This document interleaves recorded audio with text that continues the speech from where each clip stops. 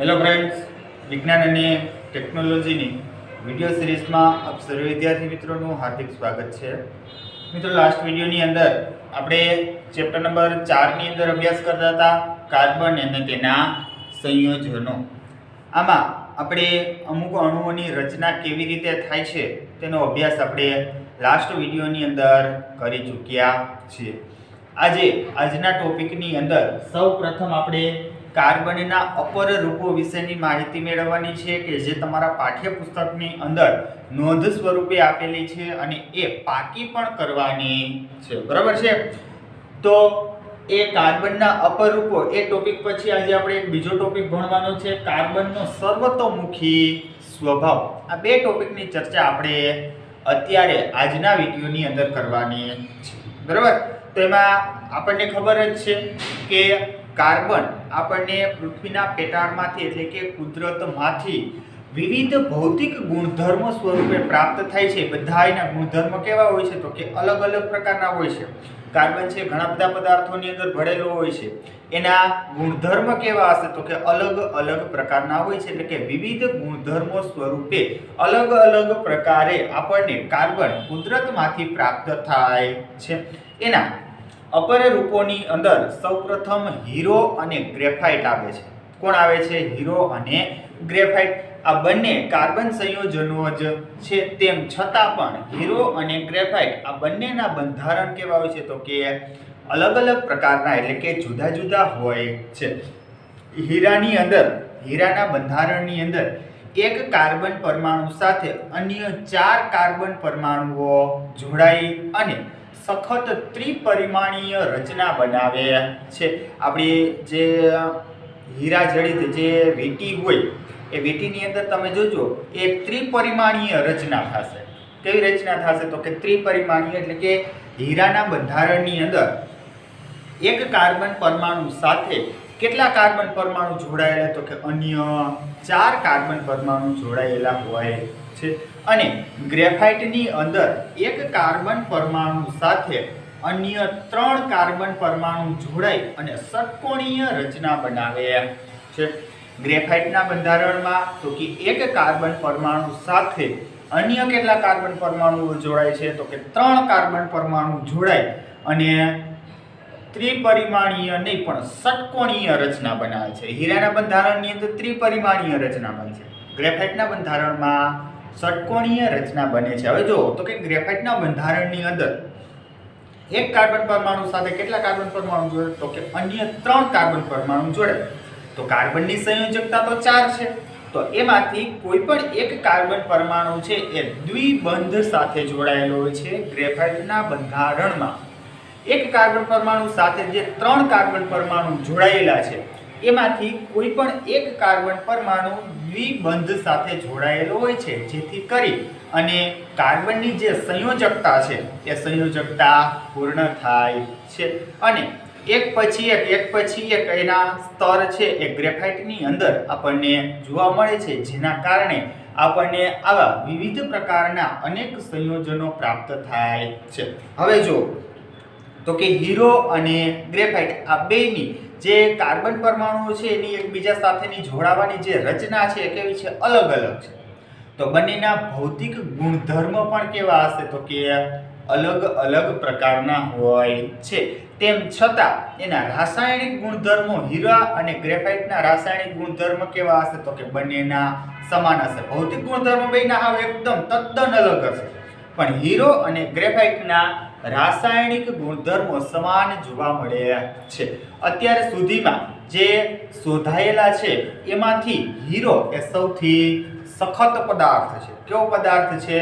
તો કે સૌથી સખત પદાર્થ છે. અને એની રચના કેવી હોય છે? તો કે ષટકોણીય રચના આપણને જોવા મળે છે. બરાબર છે? આ ઉપરાંત તો કે હીરો આપણે સામાન્ય રીતે છે એ હીરાનું બંધારણ જોઈએ તો એ ષટકોણીય રચના ધરાવતું હશે. જ્યારે ગ્રેફાઇટ છે એ ગ્રેફાઇટ લીસો અને ચીકણો હોય છે. સ્નિગ્ધ એટલે કે ચીકણો. અને એની સપાટી કેવી હશે? તો કે એકદમ લીસી જોવા મળે છે. આપણે અગાઉના ચેપ્ટરની અંદર અધાતુનો અભ્યાસ કરી ચૂક્યા છીએ. તો એ અધાતુ છે એ મોટા ભાગે વિદ્યુતની અવાહક હોય છે. પણ જેટલી બધી અધાતુઓ છે એમાં ગ્રેફાઇટ છે એ સૌથી વધારે વિદ્યુતનું વહન કરે છે, એટલે કે એમાંથી સરળતાથી વિદ્યુત પ્રવાહ પસાર થઈ શકે છે. હવે જ્યારે આ કાર્બન પરમાણુઓ છે એ કાર્બન પરમાણુઓને ખૂબ ઊંચા દબાણે અને ઊંચા તાપમાને જ્યારે દબાવવામાં આવે છે ત્યારે આપણે હીરાનું સંશ્લેષણ કરી શકીએ છીએ, એટલે કે હીરાને બનાવી શકીએ છીએ. પણ આવી રીતે કૃત્રિમ રીતે જે હીરા બને છે, એકદમ કાર્બન પરમાણુ છે ને ખૂબ ઊંચું દબાણ આપવાનું, ખૂબ ઊંચું તાપમાન આપવાનું, એટલે એ એકદમ ઊંચા દબાણે અને એકદમ ઊંચા તાપમાને એનું સંશ્લેષણ છે એ હીરામાં થાય છે. આવી રીતે કૃત્રિમ હીરાઓને બનાવવામાં આવે છે. પરંતુ એ જે હીરા છે એનું કદ કેવું હશે તો કે નાનું હોય છે. કેવું હશે તો કે નાનું હોય છે. પણ જે કુદરતી હીરા છે એના જેવા જ આ કૃત્રિમ હીરા છે. ફેર બેમાં એટલો હશે કે કૃત્રિમ હીરાનું કદ નાનું હશે, એની સાપેક્ષે કુદરતી હીરાનું કદ મોટું જોવા મળશે. પરંતુ બંનેને જ્યારે સાથે રાખવામાં આવે છે ત્યારે એ સરળતાથી જુદા પડી શકતા નથી. શા માટે? તો કે જે પ્રકારનું કુદરતી હીરાનું બંધારણ હશે એ જ પ્રકારનું કૃત્રિમ હીરાનું બંધારણ હોય છે. આ ઉપરાંત તો કે ફુલેરિન્સ છે, એ ફુલેરિન્સ કાર્બનના અપર રૂપોનો અન્ય એક વર્ગ રચે છે. ફુલેરિન્સનો સમાવેશ પણ કાર્બનના અપર રૂપોની અંદર જ થાય છે. તેની રચના છે C60 એટલે કે કાર્બનના કેટલા પરમાણુ હશે તો કે 60. આ કાર્બનના 60 પરમાણુ જોડાય અને એની રચના છે એ ફૂટબોલના દડા જેવી થઈ જાય છે. કેવી થઈ જાય છે તો કે ફૂટબોલના દડા જેવી થઈ જાય છે ને એને ફુલેરિન્સ કહેવામાં આવે છે. શા માટે ફુલેરિન કહેવામાં આવે છે તો કે અમેરિકન આર્કિટેક્ચર બકમિન્સ્ટર ફુલર એને જ્યારે સૌ પ્રથમ આનું બંધારણ બનાવ્યું હતું, જીઓડેસિકલ ગુંબજ જેવું, ગુંબજ એટલે કે વર્તુળાકાર રચના, એ જ પ્રકારનું બંધારણ છે આ C60 નું જોવા મળે છે.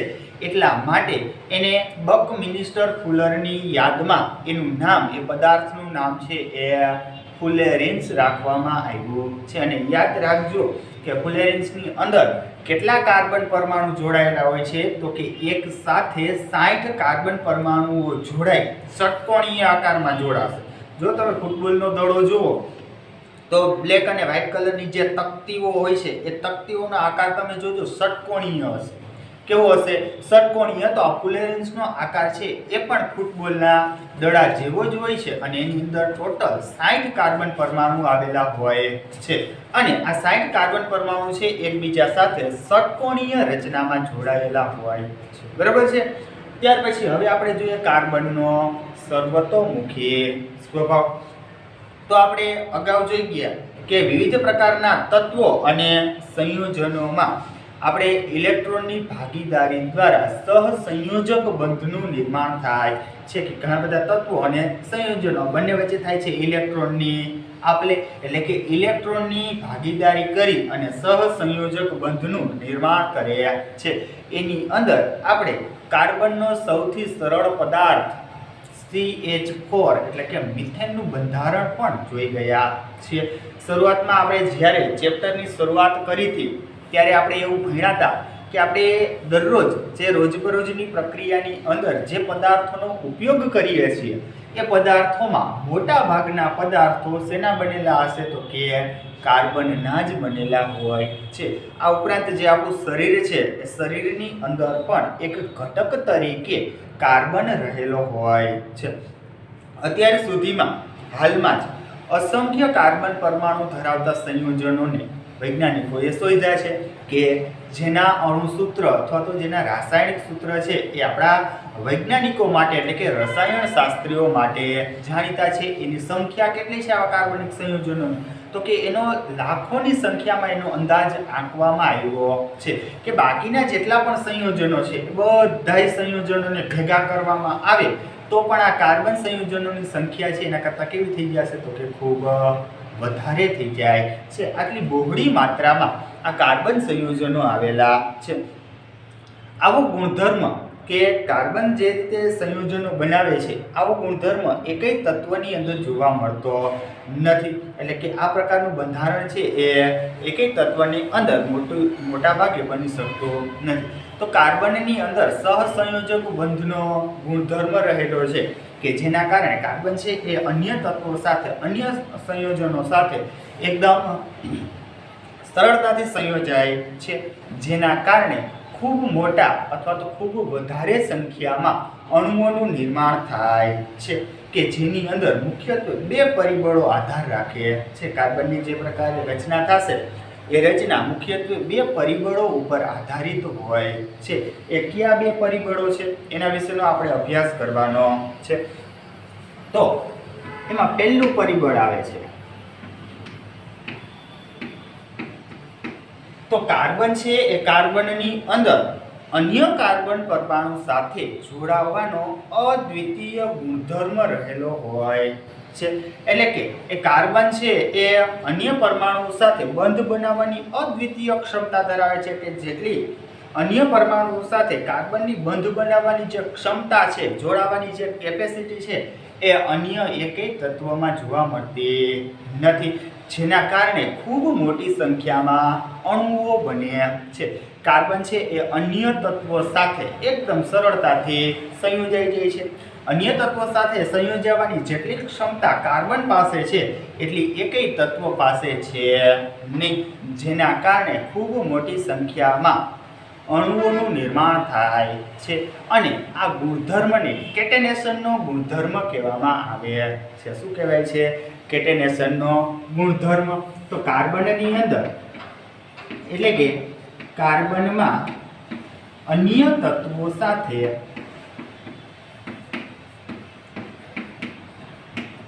સંયોજાવાની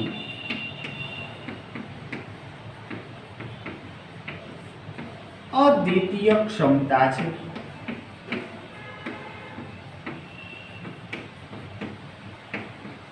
જેના કારણે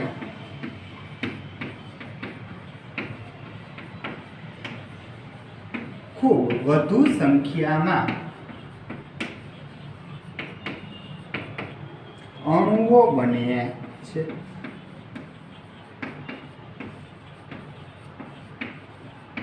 કાર્બનના આ ગુણધર્મને શું કહેવામાં આવે છે? તો કે કેટેનેશન કહેવામાં આવે છે.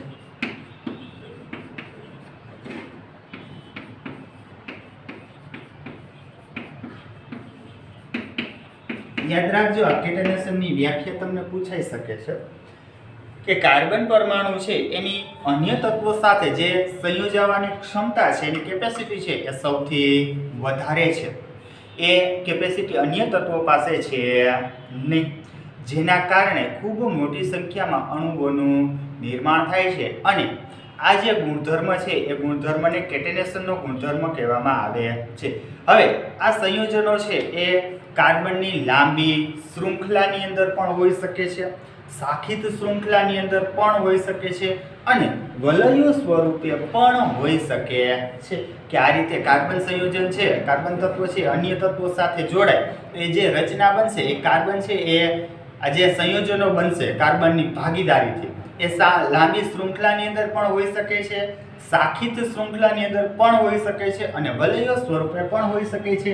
આવી રીતે આ શૃંખલા થઈ જાય. શું થઈ જાય? શૃંખલા.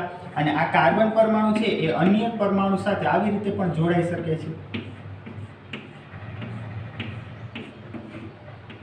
આવી રીતે.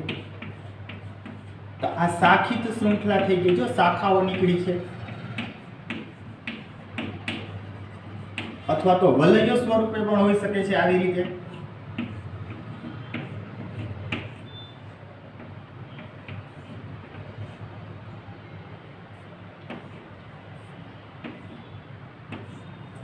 આ વલય સ્વરૂપની શૃંખલા થઈ ગઈ. તો કાર્બન છે એ અન્ય તત્વો સાથે જોડાય છે એ સંયોજનો શૃંખલા સ્વરૂપે પણ હોઈ શકે છે, ત્યાર પછી શાખિત સ્વરૂપે પણ હોઈ શકે છે, અને એ વલયો સ્વરૂપે પણ હોઈ શકે છે. આ કાર્બન પરમાણુ છે એ એકલ બંધ પણ ધરાવે છે, એટલે કે આ જે કાર્બન કાર્બન પરમાણુ વચ્ચે જે બંધ બને છે એ એકલ બંધ એટલે કે એક બંધ પણ હોઈ શકે છે, દ્વિબંધ પણ હોઈ શકે છે, અને ત્રિબંધ પણ હોઈ શકે છે. એટલે કે કાર્બન જે સંયોજનો બનાવે છે એ સંયોજનોની અંદર જે બંધનું નિર્માણ થાય છે એ બંધની અંદર એક બંધ પણ હોઈ શકે છે, દ્વિબંધ પણ હોઈ શકે છે અને ત્રિબંધ પણ હોઈ શકે છે। હવે જુઓ તો કે આ કાર્બન સંયોજનો છે એ એકબીજા સાથે જોડાય છે, કાર્બન તત્વો એકબીજા સાથે જોડાય અને જે સંયોજનો બને છે એમાં જો કાર્બન પરમાણુઓ છે એક બંધ દ્વારા જોડાયેલા હોય તો તેને સંતૃપ્ત કાર્બન સંયોજનો કહેવામાં આવે છે। કે કાર્બન સંયોજનોની અંદર જો કાર્બન પરમાણુઓ એક બંધ દ્વારા જોડાયેલા હોય તો તેને સંતૃપ્ત કાર્બન સંયોજનો કહે છે અને જો કાર્બન પરમાણુઓ દ્વિબંધ અથવા તો ત્રિબંધ દ્વારા જોડાયેલા હોય કે બે કાર્બન પરમાણુ વચ્ચે કાં તો દ્વિબંધ હોય અથવા તો ત્રિબંધ હોય તો તેને અસંતૃપ્ત કાર્બન સંયોજનો કહે છે। તો આ બેની વ્યાખ્યા અહીં તૈયાર થઈ ગઈ છે કે સંતૃપ્ત કાર્બન સંયોજનો અને અસંતૃપ્ત કાર્બન સંયોજનો। તો અહીંયા જોવું જોઈએ આ કાર્બન સંયોજનો છે એ એકલ બંધ દ્વારા એટલે કે સિંગલ બોન્ડ થી જોડાયેલા છે તો એને સંતૃપ્ત કાર્બન સંયોજનો કહેવાય। કેવા? સંતૃપ્ત કાર્બન સંયોજનો। હવે જુઓ કે જો કાર્બન સંયોજનોની અંદર કાર્બન પરમાણુઓ દ્વિબંધ અથવા તો ત્રિબંધથી જોડાયેલા હોય, જો આ બરોબર વ્યવસ્થિત જોજો, કાં તો દ્વિબંધ હોય અથવા તો ત્રિબંધ દ્વારા જોડાયેલા હોય તો તેને અસંતૃપ્ત કાર્બન સંયોજનો કહે છે। આ સંતૃપ્ત અને અસંતૃપ્ત કાર્બન સંયોજનોની વ્યાખ્યા પૂછાઈ શકે છે કે જો કાર્બન સંયોજનોની અંદર કાર્બન પરમાણુઓ એક બંધ દ્વારા જોડાયેલા હોય તો તેને સંતૃપ્ત કાર્બન સંયોજનો કહેવામાં આવે છે અને જો કાર્બન સંયોજનોની અંદર કાર્બન પરમાણુઓ દ્વિબંધ અથવા તો ત્રિબંધ દ્વારા જોડાયેલા હોય તો તેને અસંતૃપ્ત કાર્બન સંયોજનો કહેવામાં આવે છે। હવે આ જે કેટેનેશનનો ગુણધર્મ છે એટલે કે અન્ય તત્વો સાથે કાર્બનની જે સંયોજવાની વૃત્તિ છે, કાર્બનનો જે કેટેનેશનનો ગુણધર્મ છે એ ગુણધર્મ અન્ય તત્વોમાં અન્ય એકેય સંયોજનોની અંદર જોવા મળતા નથી। કે જે પ્રકારનો ગુણધર્મ જે કેટેનેશનનો ગુણધર્મ છે એ કાર્બનમાં જોવા મળે છે એ અન્ય એકેય તત્વોની અંદર જોવા મળતો નથી અને આને કારણે જ કાર્બન સંયોજનો છે એ મોટી સંખ્યામાં સંયોજનો આપે છે। સિલિકોન છે એ સિલિકોન હાઇડ્રોજન સાથે જોડાય તો માંડ એની જે શૃંખલા છે એમાં 7 થી 8 પરમાણુઓ માંડ હોય છે, એનાથી વધારે એ લાંબી શૃંખલા બનાવી શકતું નથી। સિલિકોન છે યાદ રાખજો, સિલિકોન હાઇડ્રોજન સાથે જોડાય તો એની જે શૃંખલા બનશે એ શૃંખલાની અંદર 7 થી 8 તત્વો છે એ માંડ હોઈ શકે છે, એનાથી વધારે લાંબી શૃંખલા હોતી નથી।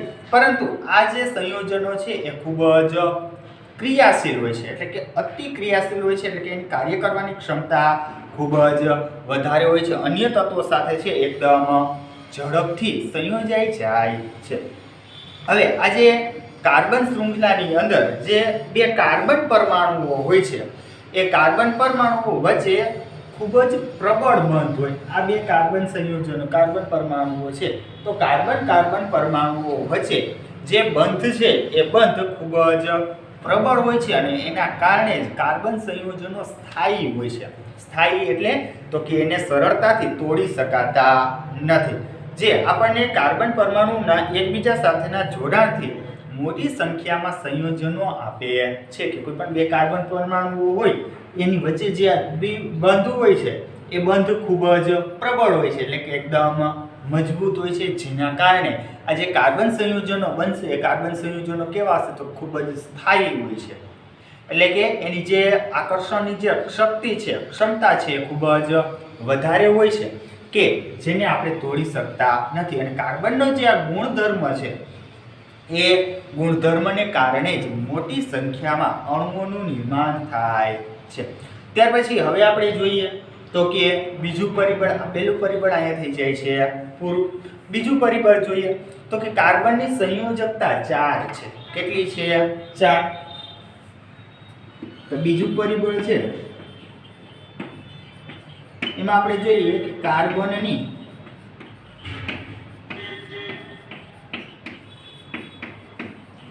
સંયોજકતા 4 છે, એ તો આપણને બધાને ખબર જ છે।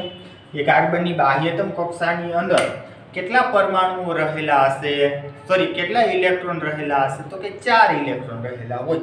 તેની બાહ્યતમ કક્ષામાં 4 ઇલેક્ટ્રોન રહેલા છે, એટલા માટે કાર્બનની સંયોજકતા કેટલી થશે, તો કે 4 થાય છે. કેટલી થાય છે? 4 થાય છે. હવે જોજો તો કે આ કાર્બનની સંયોજકતા 4 હોવાને કારણે એ કાર્બન પરમાણુ છે એ અન્ય કાર્બન પરમાણુઓ સાથે સરળતાથી જોડાઈ શકે છે. કારણ કે બીજો કાર્બન પરમાણુ હશે એની સંયોજકતા પણ કેટલી હશે, તો કે 4. એટલે એક કાર્બન પરમાણુ બીજા કાર્બન પરમાણુઓ સાથે સરળતાથી સહસંયોજક બંધ દ્વારા જોડાણ કરી શકે છે.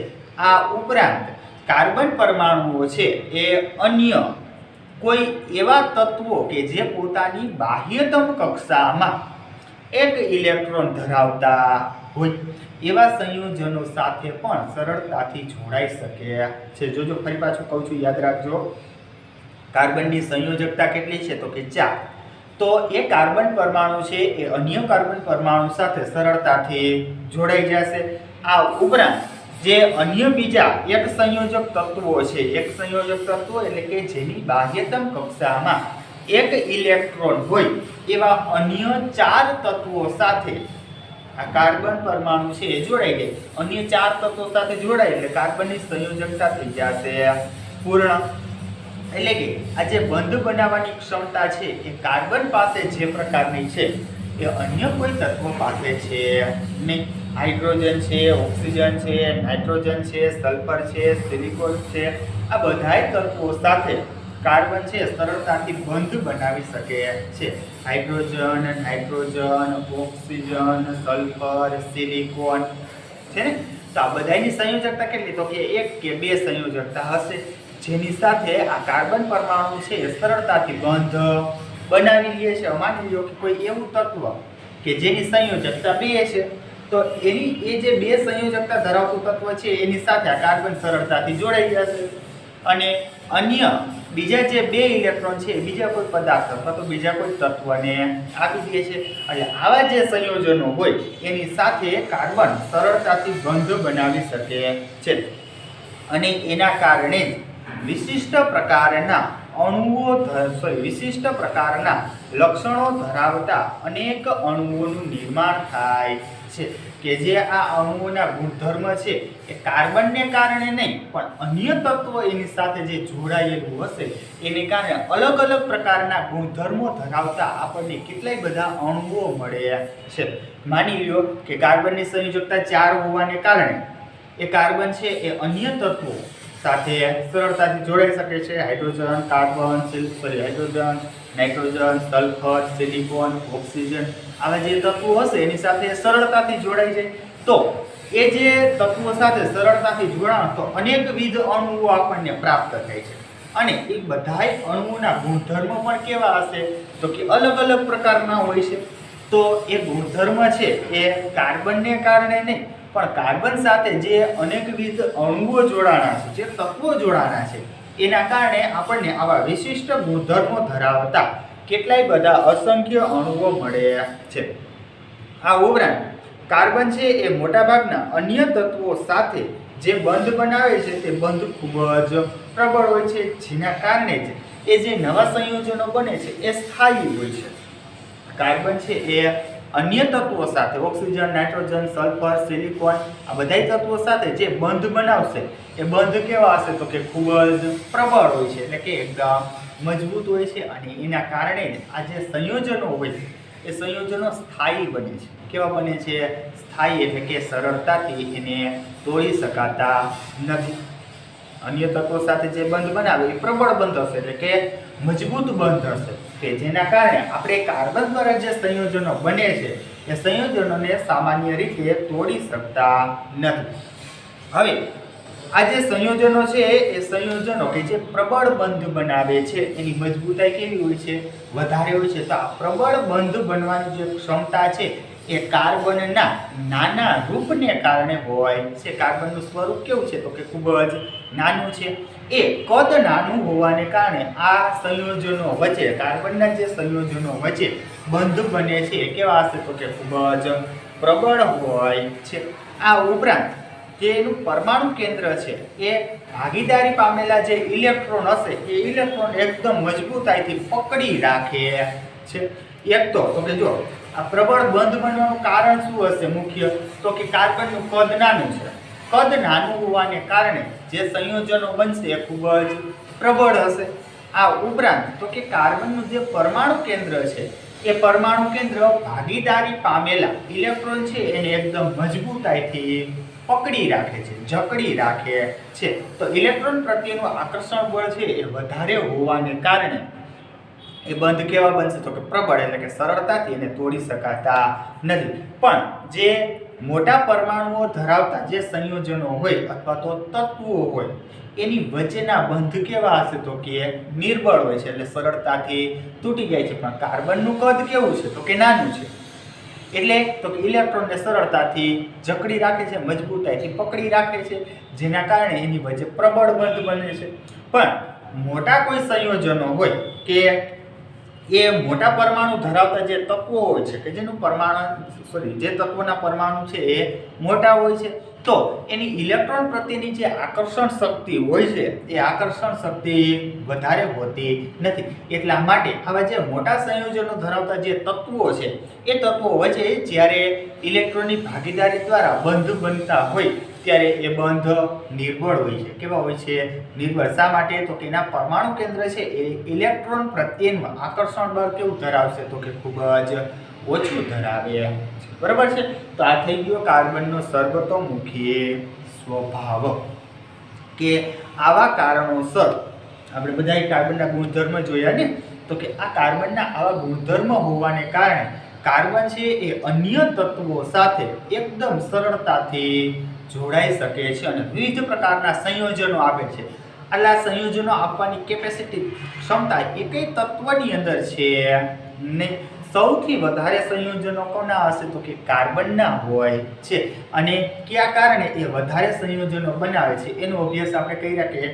કાર્બન પરમાણુ છે અન્ય કાર્બન પરમાણુ સાથે સરળતાથી જોડાઈ જશે, એની સંયોજકતા 4 હોય છે, જેના કારણે એ અન્ય તત્વો સાથે પણ સરળતાથી જોડાઈ જાય છે અને વિવિધ પ્રકારના સંયોજનો આપણને પ્રાપ્ત થાય છે.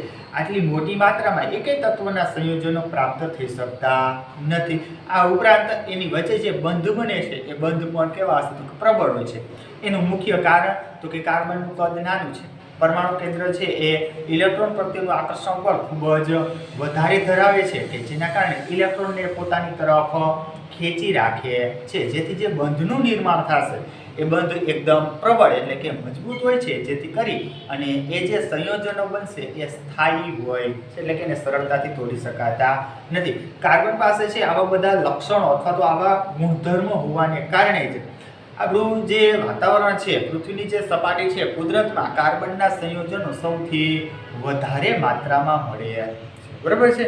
તો ચાલો જોઈએ મિત્રો, આજનો આપણો આ ટોપિક છે આપણે અહીંયા પૂર્ણ કરીએ છીએ. અને એક યાદ રાખજો કે આ કાર્બનના જે અપર રૂપો છે એ તમારી પાઠ્યપુસ્તકમાં નોંધ સ્વરૂપે આપેલા છે, પણ એ તમારે પાકા કરવાના છે. આખી જે નોંધ છે એ નોંધને પણ તમારે પાકી કરવાની રહેશે, કારણ કે એમાંથી પ્રશ્ન તમને પૂછાઈ શકે તેમ. બરાબર છે. તો આજનો ટોપિક આપણે અહીંયા સુધી રાખીએ છીએ અને નેક્સ્ટ વિડીયોની અંદર આપણે સંતૃપ્ત કાર્બન સંયોજનો અને અસંતૃપ્ત કાર્બન સંયોજનો વિશેની માહિતી ભણવાની રહેશે. આપણે ખબર છે આજે વ્યાખ્યા આપણે જોઈ ગયા છે કે જે સંયોજનોમાં કાર્બન પરમાણુઓ એકબીજા સાથે એકલ બંધથી જોડાયેલા હોય તો તેને સંતૃપ્ત કાર્બન સંયોજનો કહેવાય છે, અને જે કાર્બન સંયોજનોની અંદર કાર્બન પરમાણુઓ એકબીજા સાથે દ્વિબંધ કે ત્રિબંધથી જોડાયેલા હોય તો આપણે એને અસંતૃપ્ત કાર્બન સંયોજનો કહીએ છીએ. અને એની માહિતી આપણે નેક્સ્ટ વિડીયોની અંદર ભણવાની રહેશે. તો ચાલો જોઈએ મિત્રો, આજનો આપણો આ ટોપિક છે આપણે અહીંયા કરીએ છીએ પૂર્ણ, અને નેક્સ્ટ વિડીયોની અંદર ફરી પાછા આપણે આ જ ચેપ્ટરમાં એક સરસ મજાના નવા ટોપિક સાથે પાછા મળીશું.